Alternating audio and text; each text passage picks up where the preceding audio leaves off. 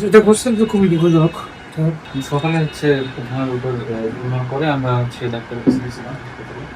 গণস্বাস্থ্য হাসপাতালে ওরা হচ্ছে ওখানে প্রাথমিক ট্রিটমেন্ট দিতে করেছি, নেওয়ার পরে বাসায় আসছে। এমন হচ্ছে নাকের এই যে অংশটা খোলা। আচ্ছা, ওরা কি মানে ওদের আচরণ তো খুব ছিল, আমি দেখছি খুবই মানে অনেক উগ্র ছিল, আমি দেখছি।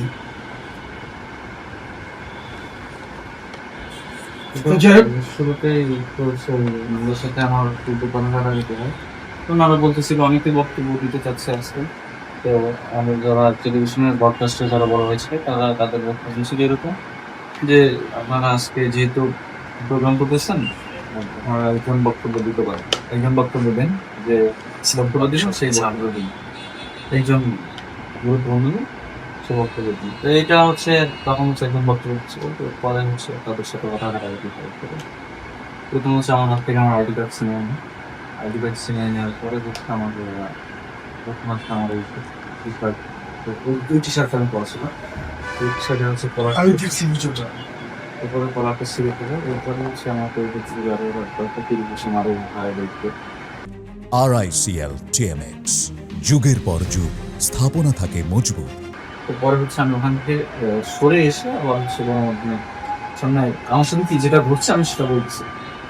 তো ওইটা চলা অবস্থায় আবার হচ্ছে ওরা আবার বেশ কয়েকজন এসে আমাকে এখান থেকে সরে নিয়ে যায়, আমাকে ফেসিস্টের গোসর একটা দিয়ে মারতে হবে। এটা খুবই একটা যেটা খুবই দুঃখজনক, আমি দেখছি অনেক সময় অনেক বড় মিটিংয়ে কোনো একটা ঘটনা ঘটলে কিন্তু আমরা সাথে যে সরি বলি কিংবা এগুলো ম্যানেজ করি টুকটাক কোনো ঝগড়া, কিন্তু এখানে একদম সবাই ওরা খুবই মানে খুবই ক্রেজি ছিল। যারা মাস্টারদের পক্ষ থেকে কেউ সরি বলে না। হ্যাঁ, তাদের পক্ষ থেকে জামাতের হচ্ছে যে ঢাকা মহানগর দক্ষিণের যে সাত্তার ভাই আসছে না, প্রচার সম্পাদক উনি আসছেন, আসে মা সরে বলছে ঠিক আছে ঠিক আছে আমরা তদন্ত কমিটি করবো। ঠিক আছে, আমরা তো তীব্র নিন্দা জানাই। অবশ্যই সাংবাদিকরা রাজনীতিতে আমাদের একটি অবিচ্ছেদ্য অঙ্গ।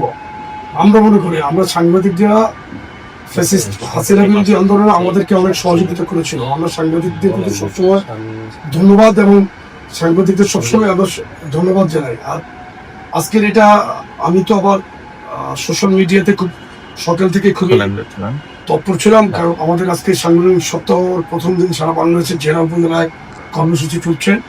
তো সেগুলো আমি পর্যবেক্ষণ করছিলাম। এর মধ্যে এটা পরপরই আমি আমার নিজস্ব আইডি থেকে তীব্র নিন্দা প্রতিবাদ আমি জানাইছি।